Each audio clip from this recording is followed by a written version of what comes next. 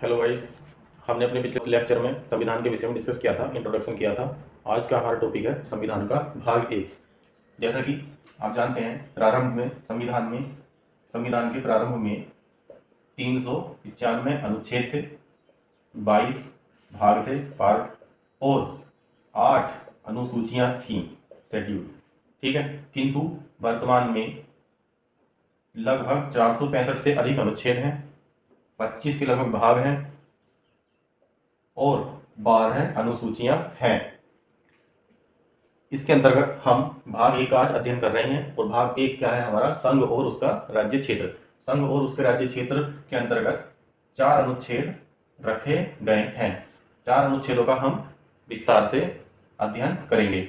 पहला अनुच्छेद है हमारा संघ का नाम और उसका राज्य क्षेत्र। यह हमें दो चीजें बताता है। पहला देश का नाम और दूसरा राज पद्धति का प्रकार। पहला अनुच्छेद हमें दो चीजें बताता है, देश का नाम और राज पद्धति का प्रकार। इसके अंतर्गत क्या है? देश का नाम क्या है? भारत यानी इंडिया, जो क्या है? राज्यों का समूह ना होकर संघ है।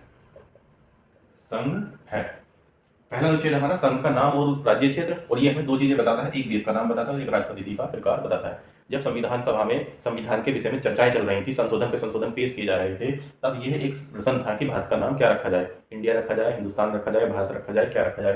तब संविधान निर्माताओं ने दोनों ही नाम स्वीकार किए और भारत और इंडिया दोनों ही संविधान के अनुच्छेद 1 में रख दिए हैं। ठीक है, भारत यानी इंडिया।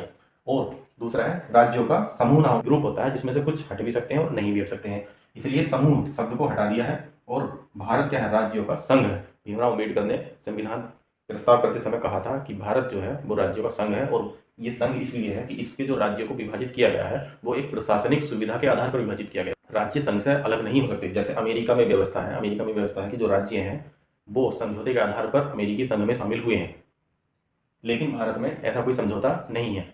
यहाँ पर जो है राज्यों का एक विभक्त संघ है, अविभक्त संघ है और विभक्त राज्य हैं। अमेरिका में अविभक्त राज्यों का अविभक्त ही संघ है, जबकि भारत में विभक्त राज्यों का अविभक्त संघ है।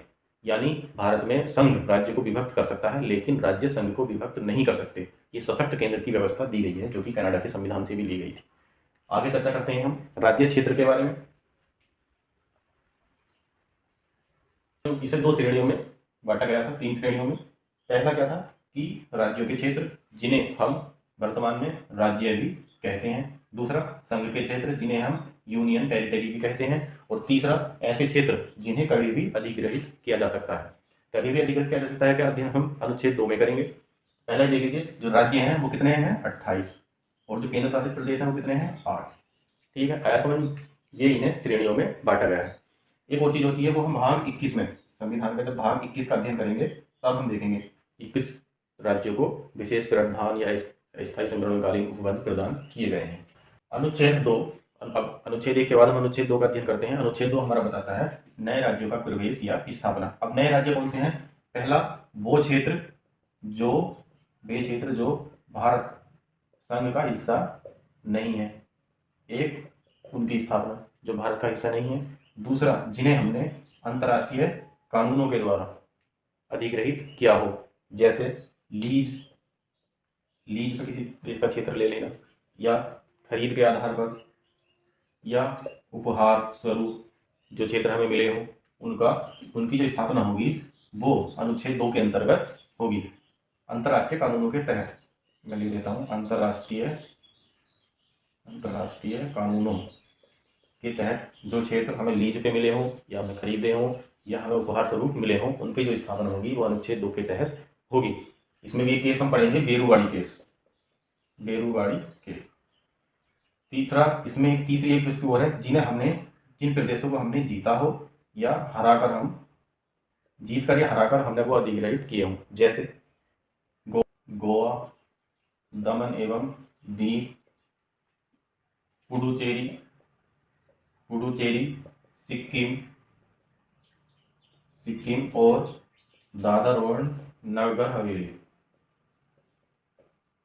ठीक है। अनुच्छेद 2 के अंतर्गत नए राज्यों की स्थापना या प्रवेश के अंतर्गत हम देखते हैं कि वो राज्य जो भारत संघ का हिस्सा नहीं है वो अनुच्छेद 2 के अंतर्गत आते हैं, जिसमें वे क्षेत्र अंतर्राष्ट्रीय कानूनों के तहत खरीदे गए हों या जीतकर या हराकर अधिग्रहित किए गए हैं। अनुच्छेद 2 के बाद आता है अनुच्छेद 3। अनुच्छेद 3 के अंतर्गत ये लिखा गया है कि नए राज्यों का नाम या वर्तमान एवं पुराने राज्यों के क्षेत्र सीमा व नाम में परिवर्तन। ठीक है। इसके अंतर्गत क्या होता है कि नए राज्य, अभी नए राज्य वो राज्य नहीं होंगे जो भारत संघ का हिस्सा नहीं है। पहली बात, ये वे राज्य हैं जो भारत का हिस्सा है। अब भारत संघ में 28 राज्य और 8 केंद्र शासित प्रदेश हैं।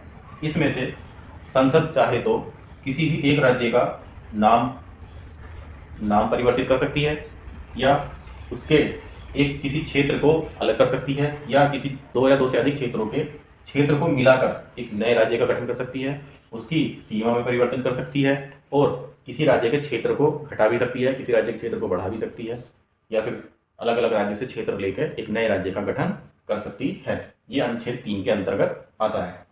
यहाँ पर एक बात ध्यान देने योग्य है, वो ये है कि जब कभी नए राज्य का गठन होता है तो उसकी शर्त ये है कि पहले जो भी विधेयक पेश होगा संसद में किसी राज्य के सीमा या क्षेत्र चेंज करने में, तो वो विधेयक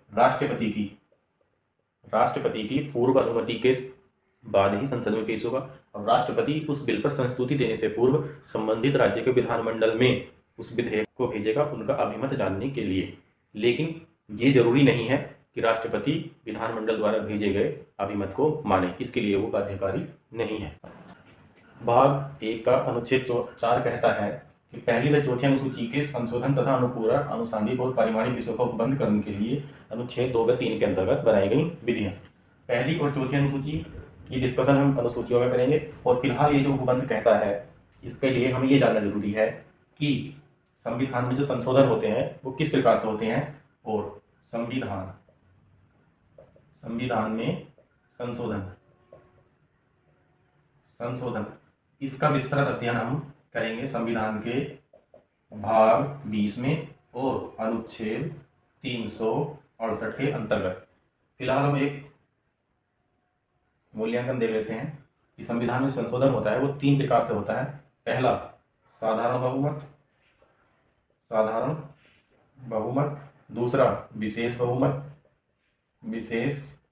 बहुमत और तीसरा विशेष बहुमत प्लस राज्यों की स्वीकृति। ठीक। इसका एक एग्जाम्पल है जीएसटी जो सुधार हुआ है, गुड्स एंड सर्विसेज टैक्स, वो विशेष बहुमत प्लस राज्यों की स्वीकृति के द्वारा हुआ। इसमें हमें ये बताना था कि अनुच्छेद 2 और 3 के अंतर्गत जो भी विधियां बनाई जाती हैं उसका जो संविधान में संशोधन होता है वो साधारण बहुमत के द्वारा ही हो जाएगा। उसके लिए अनुच्छेद 368 के प्रावधान की जरूरत नहीं है, संसद उसे साधारण बहुमत के द्वारा भी पास कर सकती है। ये हमारा संविधान का अनुच्छेद 4 बताता है कि अनुच्छेद 2 और 3 के अंतर्गत, सिर्फ अनुच्छेद 2 और 3 के अंतर्गत ही बनाई गई विधियां जो है वो साधारण बहुमत द्वारा पास हो जाएंगी। उसके लिए संविधान के अनुच्छेद 368 की आवश्यकता नहीं है। एक केस आया था बेरूबाड़ी केस में जो है ये पश्चिम बंगाल का बेरूबाड़ी एक जगह है पश्चिम बंगाल में। ये पंडित जवाहरलाल नेहरू ने पाकिस्तान को सौंप दी।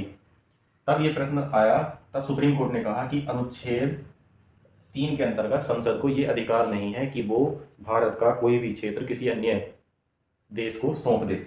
इसके लिए संविधान के अनुच्छेद 368 के द्वारा संशोधन के बाद ही किसी क्षेत्र को विदेश को सौंपा जा सकता है। ये केस बेरूबाड़ी केस के नाम से प्रसिद्ध है और इसके लिए फिर बाद में 9वां संविधान संशोधन करना पड़ा 1960 में और तब जाके वो क्षेत्र कहीं पाकिस्तान को हस्तांतरित हुआ। ये आज का हमारा भाग 1 था संविधान का, भाग 1 संघ और उसका राज्य क्षेत्र।